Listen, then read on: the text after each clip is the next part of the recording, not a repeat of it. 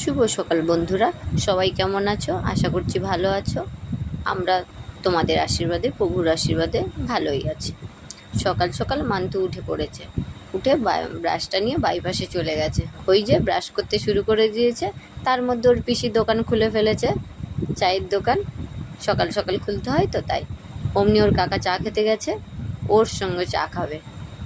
তারপরে গরম গরম রুটি, একটু লাল চা বললো, মা আমি খাই। আমি তো তার ঠিক আছে, খাও।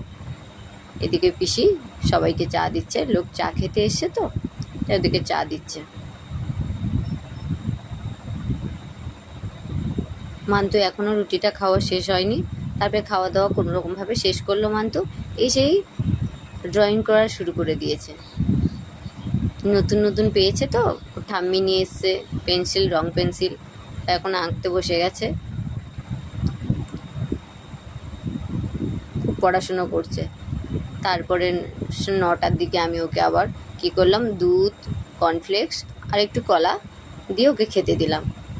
আমি বললাম তাড়াতাড়ি খেয়ে দিয়ে নাও, তারপরে তুমি খেলা করবে। একটা দিদিভাই এসছে সঙ্গে ওর কাছে। তারপরে ও খাওয়া দাওয়া করে খেলাধুলো করলো। এদিকে আমি পাশের বাড়ি ওই একটা ভাইকে ডাকলাম, ওদের ও মন্দিরে ও রং করছিল। তাই আমি বললাম, ভাই আমাদের এই মন্দিরটা একটু রং করে দাও না, আমার এই বারান্দার এখানে, যেখানে আমি ঠাকুর পুজো করব। তো বললো ঠিক আছে, আমাদেরটা করে নিই, তারপরে তোমাদেরটা করবো। তারপরে ও যথারীতি চলেও এসছে, এসে আমাদের এই মন্দিরটাতে রং করে দিচ্ছে। তারপরে ওর কাকিমা এসছে, ওর কাকিমা এসে বলছে স্নান করবে না। তারপরে কাকিমা বদমাশি বুদ্ধি শুরু হয়ে গেছে। আমরা আবার বিকেলবেলা মান্তু আর আমি আর একটা দিদিভাই মিলে চলে গেলাম ঠাকুর কিনতে। মান্তু আবার ঠাকুরটা পছন্দও করলো, করে কিন্তু ঠাকুরটা কিন্তু আমরা আবার ওই দোকানেই রেখে এসেছি, বেছে পছন্দ করে। তারপরে চলে গেলাম ফলের দোকানে। প্রচণ্ড ভিড় হয়েছে বন্ধুরা, কি বলবো।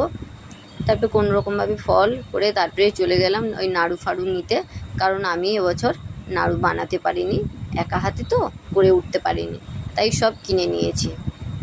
কিনে নিয়ে চলে এসেছি। আসলাম আবার দশকর্মার দোকানে। দশকর্মাতে টুকটাক বাজার থাকে, সেইগুলো করে নিলাম। করে নেওয়ার পরে আর দশকর্মার দোকানেও ভিড় হয়েছে সেমনি।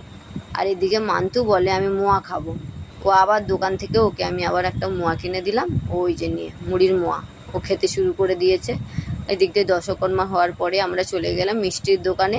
5 রকমের মিষ্টি নিলাম, বেশি কিছু নিইনি, 5 রকমের মিষ্টি, একটু দই নিলাম, নিয়ে চলে আসলাম। তারপরে তাড়াতাড়ি আজকে পুজো করে দিয়েছি, কারণ মান্তু অনেক ছোট, ওকে খাওয়া দাওয়ার ব্যাপার থাকে।